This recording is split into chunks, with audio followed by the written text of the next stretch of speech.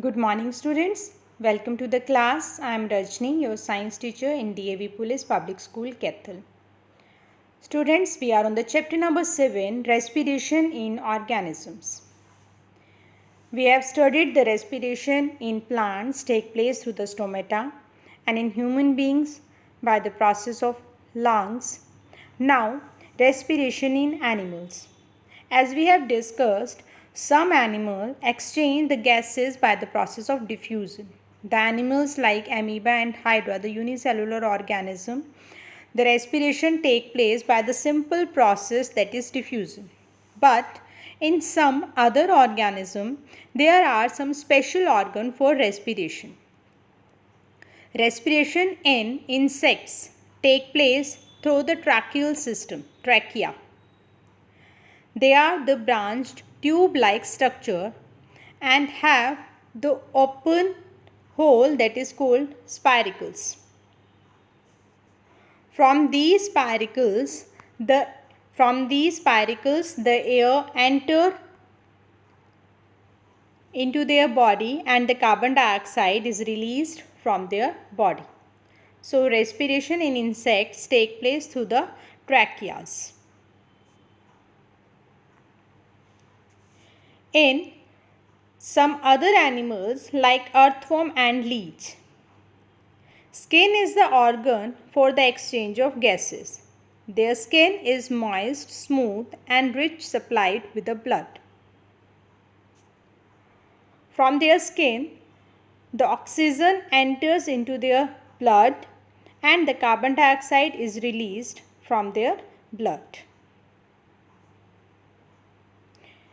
In the organisms like frog, they have lungs, but their lungs are not so much well developed. So, they respire through the lungs, but sometimes they respire through their buccal cavity and cutaneous aniki from their skin also. So, the frog has lungs as well as skin for respiration. The fishes, prawn, crab, they respire through the gills. The oxygen-rich blood enters through the gills into their body and the carbon dioxide-rich blood is removed from their body through the gills.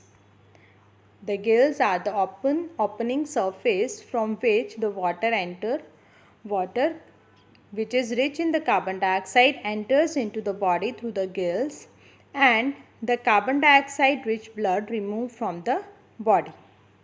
So, there are the different types of organs present in the animals for the respiration.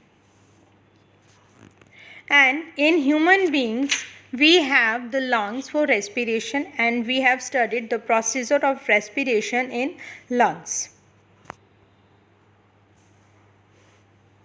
When we inhale, our diaphragm contracts and the chest cavity increase. So the alveoli which are rich in oxygen, they diffuse the oxygen into the blood. So here the blood which is lack in oxygen get oxygen from the lungs like this. These are the alveoli and these are the blood vessels. The blood vessels, they get oxygen from the alveoli. So, in this way, the oxygen is transported from lungs to the other part of the body. Here the blood, they take oxygen from the alveoli of the lungs. And from the blood, the oxygen is passed to the whole body.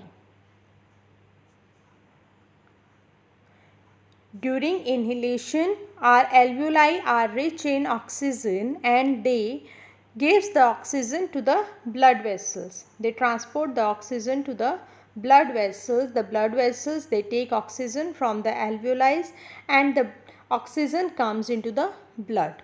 And from the blood, the oxygen is transported through the hemoglobin. Hemoglobin transport oxygen to all part of the body. So hemoglobin is the respiratory carrier in our body. And how do carbon dioxide is released from the body? During exhalation, you know that during exhalation the carbon dioxide is removed from the body. So what happens? The carbon dioxide how comes to the lungs? From the blood which is rich in carbon dioxide. And how the blood rich in carbon dioxide, when the blood transported in the body after walkout release carbon dioxide into the blood, and when this blood reaches to the lungs, this blood release the carbon dioxide into the alveoli, and the alveoli they gives oxygen to the blood, and this carbon dioxide is released into the alveoli, and in this way the carbon dioxide is released from our lungs during exhalation. And during exhalation the diaphragm relaxed and the chest cavity decrease. So this is the process of oxygen and carbon dioxide transport in our body.